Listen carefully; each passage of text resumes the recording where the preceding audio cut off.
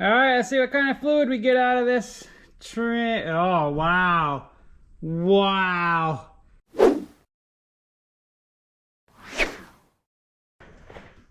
Oh, it won't be long here. We're gonna have to fire up the new furnace I put in here. The days are getting shorter, the temperature's getting colder, but we're still here in the AMR Powersports shop getting work done. I got this Can-Am Commander 1000 behind me we're working on here in this video. It's kind of in the same condition that RZR 800 we just did was in. The customer said that when he tries to put it in high or low, it just sits there and grinds. He has reverse, he has park, but no high and low. It just sits there and grinds no matter what he does. Now I've already taken the liberty of saving you guys a lot of boring time lapse by tearing into this most of the way. I've got everything unhooked except for the exhaust pipes and the wire here that runs to our magneto into our rectifier over on the other side. And of course our shift linkage, because I wanted to kind of show you guys what's going on here with it. This wire here runs clear up in the dash, it's zip tied, runs in to our rectifier up there. That's going to be a little bit of a pain to get to, but I'll do that off camera after I show you guys what's going on. So I have my shifter lever off, but this should be park. As you can see, we go into park just fine. It holds the gear. Let's go into, that should be reverse. As you can see, we don't go forward. Maybe that was park. All right, now we're clear in reverse. So as you can see, it's engaging there in reverse. It's not wanting to go because obviously we're not under power. But we put it in neutral and it spins freely. Did you guys hear that? Sounds like a mouse in there chewing. If we put it in high, it does the exact same thing. Same noise. And there's no resistance whatsoever. Same for low.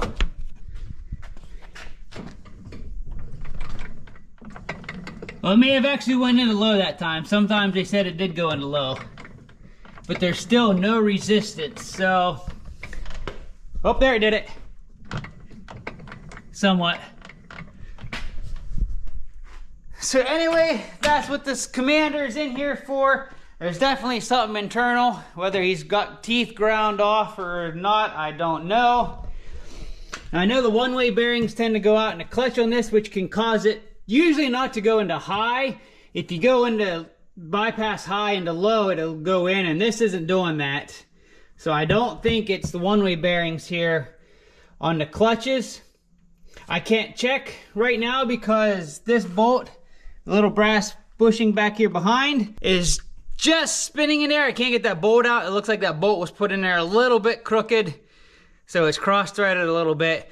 So I think I can pull the motor if I can get to the bolts underneath without taking this out. Once I have this on the bench, I can mess with this, but that is definitely something internal in here. So hence pulling the motor so I can get it on the workbench and take care of it. Now I've also noticed here, I found this washer laying right here as I tore into this, and we are missing the bolt that holds our drive shaft yoke on here. This is what bolts our yoke onto the output shaft, and it is not bolted. So that has a lot of play in it too. We'll have to see what kind of shape our output shaft teeth are in. Hopefully there's no major damage there. This very well could be what caused problems in the first place. Extra vibration in there, things not meshing like they should. But we won't know that till I tear into it. So again, I'm gonna go ahead, now that I've shown you guys what's going on, and take the shift linkage off, take the header pipes off. I've been soaking them in PB Blast, so hopefully they come off nice and easy. Oh, get this stinking wire chased out of there. I'll be back once we're ready to pull this motor out of here. Maybe use our nice new Harbor Freight picker again. It's got this nice little guy right here we can probably put a bolt to. Otherwise, I'll just manhandle the thing.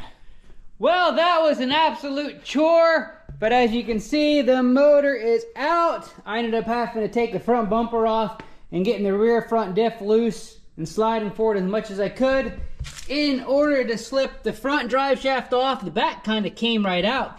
The holdup was this little cradle here that holds this rear mount is part of the transmission. If it wasn't for that and being able then to lift straight up, I think that motor would have came right out, because that kept me from lifting the back up to slide the front out. I had to do all that extra work. So we got it on the bench. Let's go ahead and pop and drain our fluid. I'm kind of anxious to see what kind of shape that's in, because that could be a big sign as far as what's going on in here. And I do not have the right size puller for my primary clutch. So it's ordered, it's coming. I need to get this off so I can take this off. And then I believe there's just 4 bolts here that hold this little bit of the transmission here on, and this should just slide right off. All right, let's see what kind of fluid we get out of this. Oh, wow. Wow. Guys, I would say this transmission fluid has never, ever been changed. And look at these metal shards. There's definitely some carnage in there. Yikerama. That is not good. I don't know if I can tilt this. Oh, she's gonna want to go. Yep. So that's probably part of the problem. So yeah, I'd say definitely some neglect here. As you can see here by the rust on this primary sheave, it has sat for a while. The one-way bearing in here is completely shot. So that could contribute to what happened to the transmission. I know a lot of times when that one-way bearing goes out, it won't let loose to where you can put it in gear, and that'll start you to grinding the gears, mostly in high to try to find it, and that can lead to more internal gear damage, like I'm pretty sure we have here in this guy. Our secondary sheave's not too bad. It needs cleaned up, but I'd say by the shape of the rust on this, and look how rusted our front rotors are. This guy has sat for an awful long time. Once I dig into the transmission and see what all is wrong, I'll get a hold of the owner and see how much money they're wanting to put in, what do they want to replace, and it's up to them. I'm not one of these guys that just do a bunch of stuff, to your surprise, hand you an astronomical bill later on. I'd like to take pictures, let people know what I'm finding, and how much it's going to cost to fix it as I find it. So I'll make sure to let the owner know what's going on when I find it. And we'll catch back in with you guys when I got that other half of the sheave off, and we are ready to pull this transmission and see what the damage is. I'm thinking it's gonna be pretty good in there. And not pretty good as in not there's damage, pretty good as in there's gonna be a pretty good amount of damage. So yeah. All right, we've got the old rusted fixed sheave off.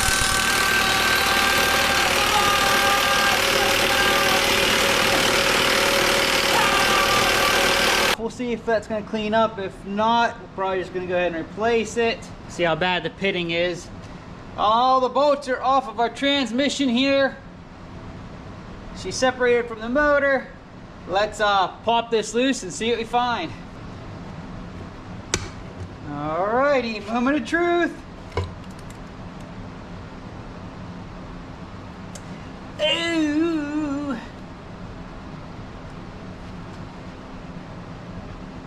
There's part of this inner bearing,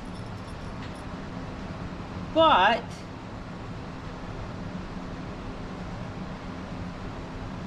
gears don't look too bad upon initial looking loose. So first off, this bearing here has come apart. You can see we're missing ball bearings. This little outer seal piece was just kind of sitting haphazardly there. So that is an issue. Of course, where's the hole? There's a hole on in there. This doesn't look too bad here. It's your four-wheel drive actuator there. That looks okay. This part isn't the damaged part, which would be nice if this was the damaged part with the hole blown out. It'd probably be a quick, easy fix, but unfortunately it is not. That is right here. So I'm thinking, oh boy, this doesn't even want to turn. Let's see if I can get that out. This should just pop out of there.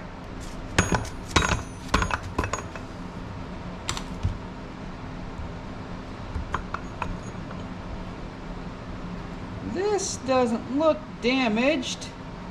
Bearings still look good, still flowing free. So that's a good sign. I think the damage is all going to be on our other side.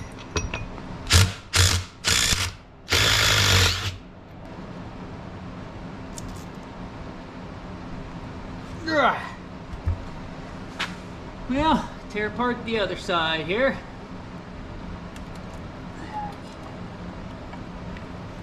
There's part of the washer for something. Well, that just fell out, didn't it? Yeah. Take it, it's probably up there. Yeah, it looks like it fits there, huh?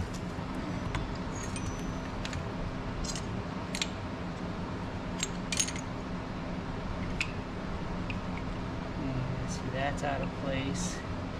That snap ring should be down there holding that. The snap ring's like it's sliding off. This was... Stuff got bound up in here enough that blew a chunk out of the bottom. Ooh. See right there? Here's a... This is just an alignment pin. There's actually a blowout there. Yeah. Oh, these gears are toast. Look at they've been grinding for a while. Well, they get chewed when you have to replace them then. Yeah. See, look where something impacted there. Mm-hmm. Must be the ball bearings flying around. Yeah, there is no evidence of them in here anywhere either. Huh. Where would it have spit them out at? Well, there is a bunch of pieces of metal in here. They got ground up. Well, that's part of a gear there. It is, yeah. That's a gear. Here's a chunk. All right, you can see we got the C-clip, or this snap ring here that's kind of out of place. It slid up, and it's keeping this from engaging the gears because it's not going down far enough to engage. So that's why it wasn't going into gear.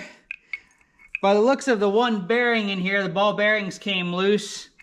Probably got stuck in a gear, bound it up, and that's what blew the hole in the bottom and caused all our havoc. So, I'm going to report my findings to the owner and get a price on all the damaged stuff, what it would cost to replace just the damaged stuff versus putting a whole new transmission in it. Alright, so I got a hold of the owner and let him know what all was damaged, how much it was going to cost to get it fixed if we were to repair everything.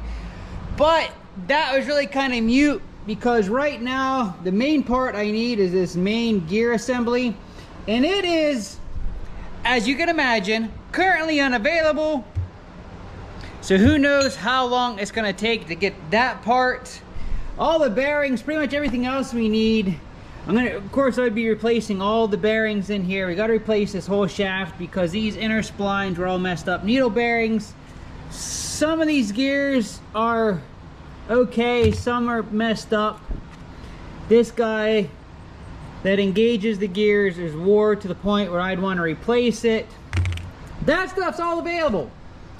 This guy right here is not available currently. So, you know, it could be a couple weeks, it could be a month or more, who knows. But the owner has a lead on a company that can get him a remanufactured, so basically brand new, full transmission for around $1,500. Which is a little bit more than what I could fix this old one for, provided I had all the parts. But by the time you figure my labor into it, with the downtime we're gonna have waiting for the shaft to be available, if it ever is available, he decided to go ahead and just get the whole new transmission assembly. I kind of agree with that. We know we will have that in 2 weeks, where with this gear being held up, who knows. So that's what we're gonna do. In the meantime, while we're waiting for that, I started to clean up this primary sheave here. You can see it was all rusted. It's actually cleaning up pretty well and pretty smooth. I'm getting most of the pitting out of it. So I'm gonna finish cleaning that up, seeing how well it is by the time I'm done. But I'm thinking we're gonna be able to save this guy, which is gonna help save him some money because he won't need a new primary fixed sheave. So that's good. And then I'll go ahead and clean up the rest of his sheaves here on his primary, secondary, get all this stuff cleaned up. and get everything ready to go. So when the new transmission gets here, 4 bolts, bolt it to the motor, and it can go back in. And we can get everything back up together too. I'll probably go ahead and clean up all this stuff too, because I'm in here. I've been using my new furnace now for a couple of days. We've been getting down in the low 50s at night, and it has been working absolutely great. So definitely a very good buy for the shop. And I know a lot of you are wondering why I've been selling Mighty Mouse. Well, we got to pay for this guy, and that's one of the main reasons why I'm selling Mighty Mouse. So I know it's heartbreaking. Yes, I am just attached to that guy as you are, probably more so since it's my buggy. I put my own sweat, blood, tears, and money into it. But I've had him for 6 years. I think it's time to move on. This will only be a temporary move. Yes, we're selling Mighty Mouse now, paying off some stuff, but then that's gonna leave room in the future for a new project, possibly a Mighty Mouse version 2. You guys just have to wait and see.